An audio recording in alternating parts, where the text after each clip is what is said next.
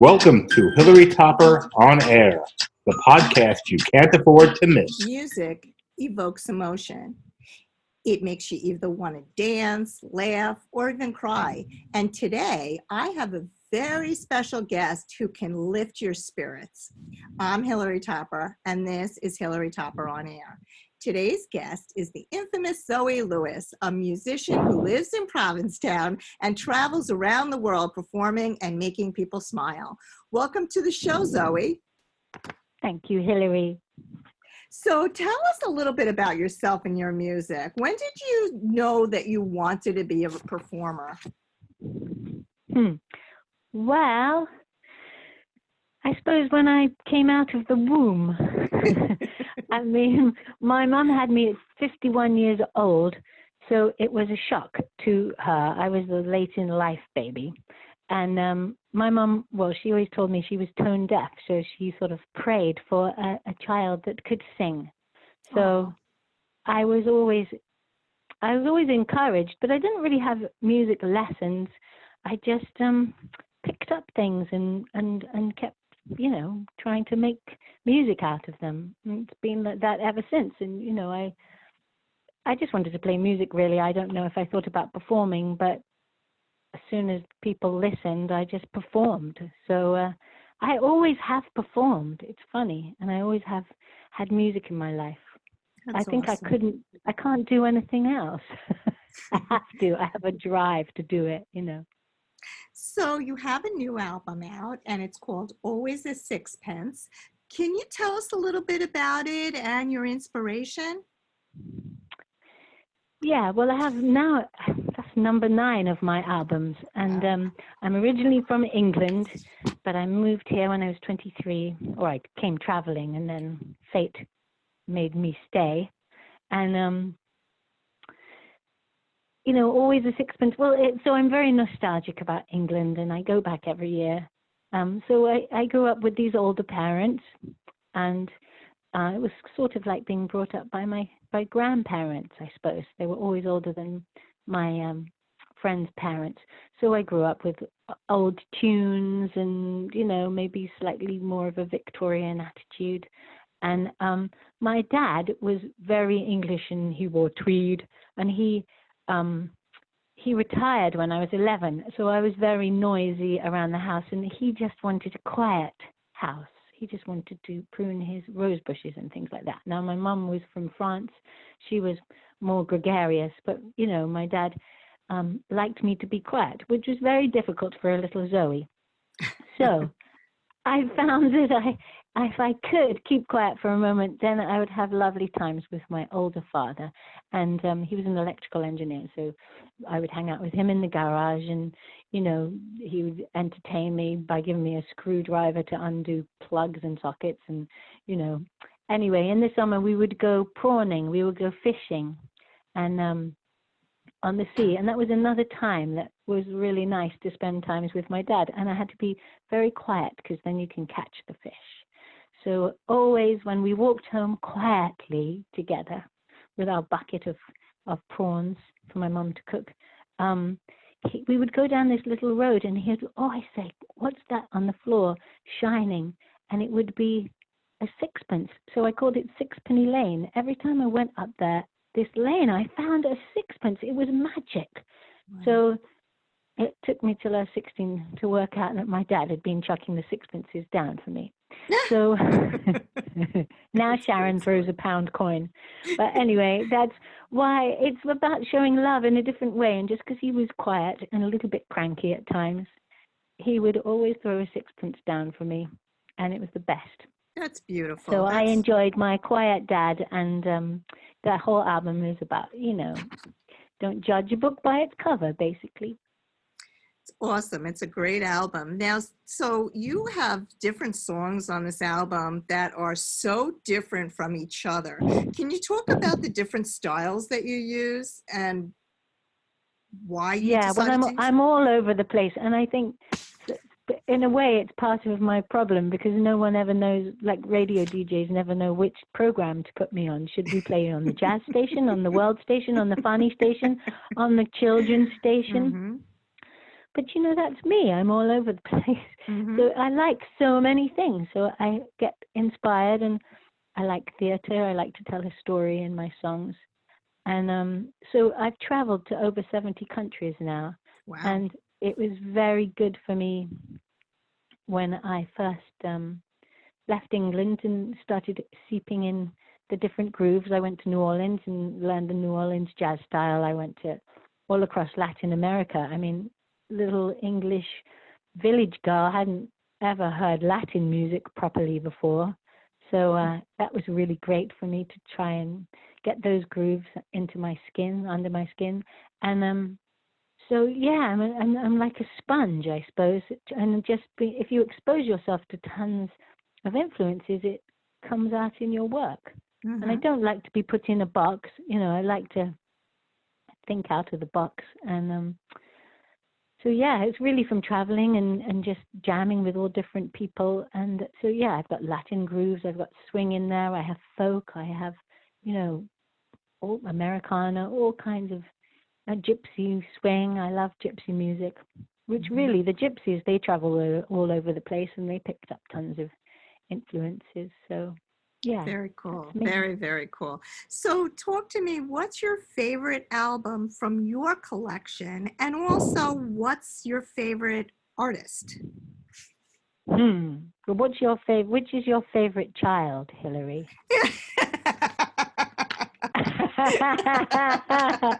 Because you can't say which baby is your favorite, because they are my children. Yeah. People. Because people always say that when they're buying CDs, at the end of the gig, and I'm at the stage, and they're like, "Which one? Which is your favorite?" But I always say the most recent one, because that's the one I just produced, and it's the more topical of what's going on and what's inspired me lately. But each album is really a mixture of all the, each album is such a mix of those styles and everything. I mean, there's an album, I don't know, it's probably number 5, Small is Tremendous, and about the little things in life. And that was actually, I got seen by Judy Collins at a folk festival in Canada, and she signed it to her record label. So it's funny, it's called Small is Tremendous, because I had my biggest success with that one. Nice. And I toured with her, and so that kind of got me out there a bit more. And but I like them all, really, and I'm very proud of the latest, Always a Sixpence. You've toured with a lot of different artists. Can you talk a little bit about that, in addition to Judy Collins? Yeah. Well, it's, you meet people along the way, or people recommend you. I mean, the Indigo Girls, I got seen by them, and I got asked to open for them, and I've done a lot of shows with them, which has been a joy, because they are lovely. I did open for Pat Benetar. Wow. On my ukulele. That was one of my highlights. I've played at a lot of folk festivals and rubbed shoulders with, Emmylou Harris and Carly Simon and Richie Havens and Nanci Griffiths. And that's great. And as far as favorite, writers and musicians, well, again, I like so much. Often the ones that inspire me are the ones that are totally unknown, playing in some little bar or a pub or something that you walk in and you find, and they're geniuses, but they never make it per se, but they live off it. But I suppose I love a good songwriter. I mean, when I found Joni Mitchell in England, she's all very wordy. I love Paul Simon so very much. His writing, brilliant. All the jazz, I mean, I loved it when I discovered Ella Fitzgerald. Just blows me away. And Billie Holiday. So many things. So many. Anyone who writes a great song, they tickle my fancy, and then I start listening to them. Awesome. I could, Awesome. All right. So before we move on, I just have to thank our sponsors. They have been so supportive of the show. And I want to say that please go out and support them and tell them that you heard about them on Hilary Topper on Air. Special thanks to the Russo Law Group, Stream Print, The Profit Express, and Fortune Off Fine Jewelry. So now back to you, Zoe. You tour around the world. Can you talk about the most interesting places that you've been? Yeah, well, I mean, I've performed in many places, but I've also, had all sorts of Zoe adventures that didn't involve performing. I mean, I did go to Thailand and play music with an elephant orchestra. All these elephants playing music with their trunks. They play xylophones, and even one stole my harmonica, and they play drums. So where else? Well, I play on cruises, and that drops you off. I mean, I did a whole cruise. I've done 2 around the French Polynesian islands. That was glorious. I play. I've been to Africa, picked up some great grooves on the beach, jamming with people. And I like how people just use, I was formally trained, so it's great to go to third world countries and people make music out of anything, from calabash that grow on the trees, to coconuts, to garbage can lids, to metal, scrapers. And on the beach in Africa, this guy lent me his guitar, and it was amazing because he had the strings. Every time a string broke, in the States we just change it. Well, he didn't have a spare string, so he tied knots in all of the strings. Wow! And fixed them, so there were knots all along the neck of where it had broken and fixed. And he had to jump over the knots with his fingers.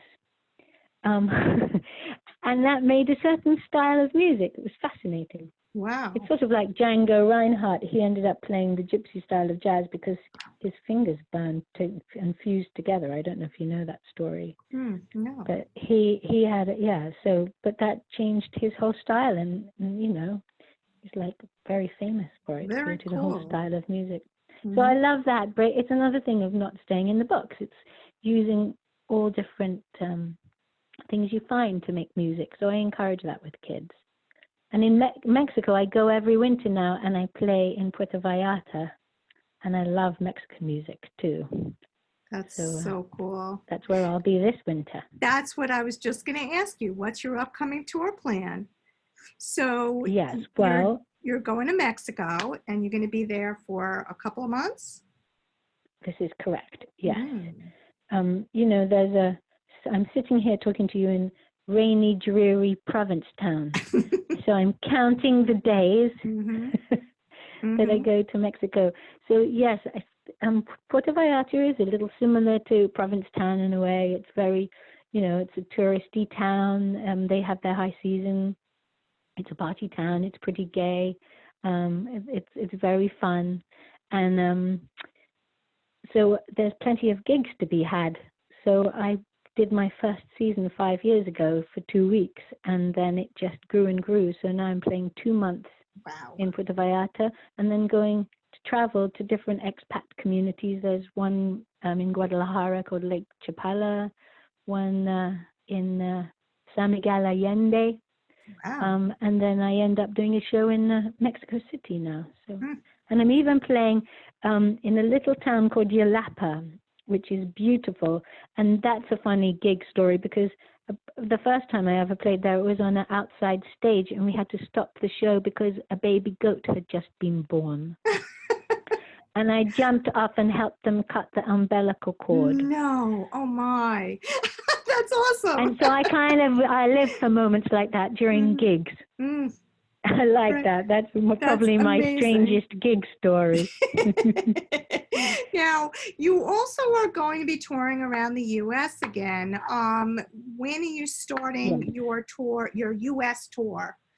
My U.S. tour. Well, I have, let's think. You can see it all on zoelewis.com. And I keep adding shows. I've got Seattle, I've got Texas, Austin coming up, other parts of Texas. This is all in April. And then I'm not doing too much because I'm coming back to Provincetown because I've written a musical. So actually a musical that I put on a few years ago, and we're bringing it back this year, or next year, 2020 in the spring. That's And awesome. it's called Snail Road. It's about slowing down and life and death and dreams and reality and all sorts of things. And it's a little Valentine to this funny little town on the tip of Cape Cod. So I have a whole cast. I have a director coming from Broadway, Donna Drake, who was in the original chorus line. She's Wow. brilliant. She gets us dancing. She, is a beautiful director. And How so long is that I've been going to learning run? theatre. How It's long is- running 3 yeah. weeks, and then we're going to bring it back in the summer, Wow. once a week in the summer. So it's lovely to write a thing and it actually gets put on. It's a dream, and you can do that in a little town. It's really nice. So, and we have some great actors and great singers. Awesome. And my next question, I know you just answered it, but you had said that if you want to find more about your schedule, to go to zoelewis.com. Zoë Lewis, and that's ZOELEWIS.com. And you can see videos, and you can get my albums through there and learn a little more and sign up for the mailing list if you like. That's awesome. Again, it's Zoe, ZOELEWIS.com. And I want to thank you, Zoe, for being a guest on the show. This was so great.